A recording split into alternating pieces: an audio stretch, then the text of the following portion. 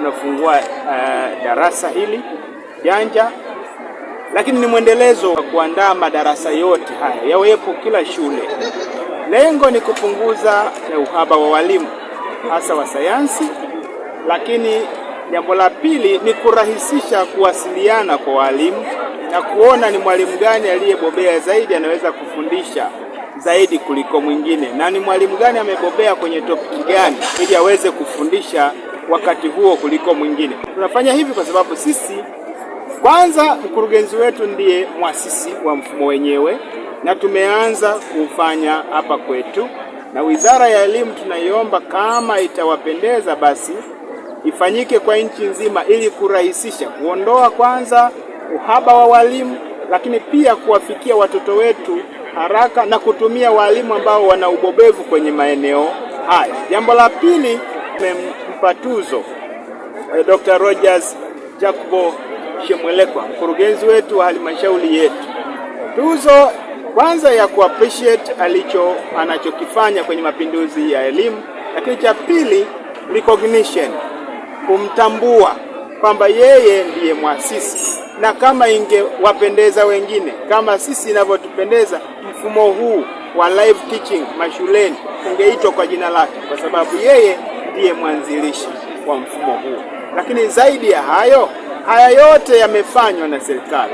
Tuipongeze sana serikali, Dr. Samia Suluhu Hassan pamoja na viongozi wote na chama chetu cha Mapinduzi kwa kuwezesha mambo haya kufanyika. Umeona shule zimejengwa, watoto wako mashuleni. Kwa mfano shule yetu hii hapa ya Bundikani Sekondari ina watoto 2400 wapo hapa leo, mmewaona. Form 4 peke yake wako 500, Form 4 peke yake. Naweza mkaona uhitaji wa live teaching mashuleni ni mkubwa kiasi gani. Kwa hiyo tuipongeze serikali, lakini sisi kama halmashauri tunapanga fedha nyingi zaidi ili kusudi ziende kwenye kila shule. Tuhakikishe kwamba kabla ya mwaka 2028 tumeweka madarasa ya live teaching kila shule. Mpango uliopo, naona mkurugenzi anasema tutaweka kwenye budget kwa sababu shule zetu za sekondari za serikali ziko 24 na kiasi cha fedha ambacho kimetumika hapa ni milioni 59. Kwa hiyo anaweza kabisa akaamua kujenga katika shule zote, na huo ndio mpango wake. Kama mlivyosikia mstahiki meya amesema mpango wetu ni kuhakikisha shule zote tunapata smart class ili kwenda kuondoa ile tatizo la walimu kama masomo ya sayansi, hisabati, ili ikifundishwa kwenye shule moja ina maana wanafunzi wa shule zote wana uwezo wa kumsikiliza mwalimu mmoja. Majuma Amka, mwenyekiti wa CCM wa wilaya hii ya Kibaha mjini ambayo manispaa iko hapa. Kumshukuru mama yetu Dr. Samia Suluhu Hassan kwa jinsi ambavyo anaweza kututeremshia huku pesa za miradi mingi mpaka miradi inatekelezeka. Tukio la leo ni tukio ambalo kwa upande wa mimi kwa niaba ya Chama cha Mapinduzi ni tukio la muuza duka na mwenye duka. Sisi Chama cha Mapinduzi ndio wenye duka. Hapa tumeshuhudia jinsi utekelezaji wa ilani unavyotekelezeka katika sekta ya elimu.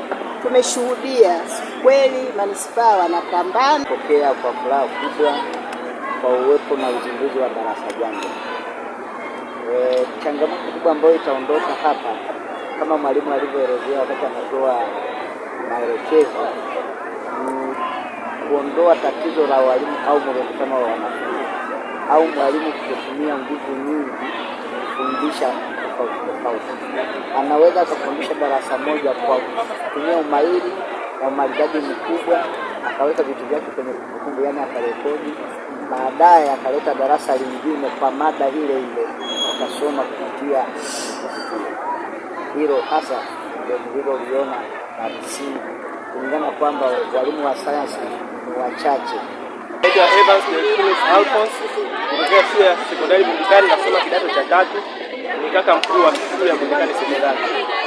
Teknolojia ya darasa janja kwanza inatusaidia sana kwa masomo mbalimbali kama masomo ya kompyuta, kwa sababu kwenye shule yetu wanafunzi wa kidato cha kwanza na kidato cha pili wenye mtaala mpya wanasoma somo la kompyuta. Kwa hiyo itawasaidia sana kwenye somo la kompyuta.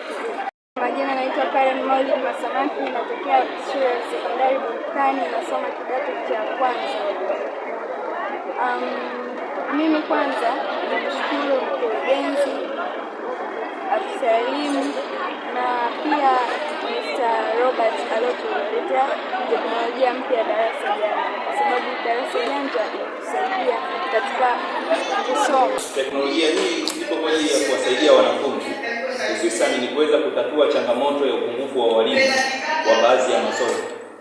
Mfano, tukichukulia kwa nchi yetu ya Tanzania, tumekuwa na changamoto ya muda mrefu kuhusu walimu wa masomo ya sayansi. Lakini kwa kupitia teknolojia hii inaweza kusababisha kwamba mwalimu mmoja akaweza kufundisha shule zaidi ya 100 zilizopo nchini Tanzania.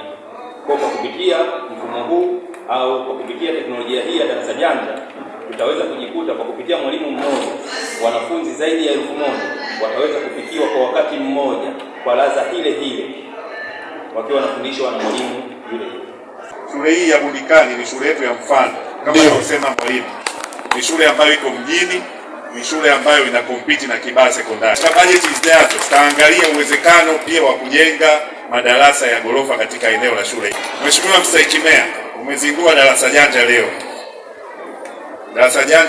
Darasa hili janja kama tulivyoelezwa na mwakilishi pale mwalimu, darasa hili linatoa upungufu wa walimu.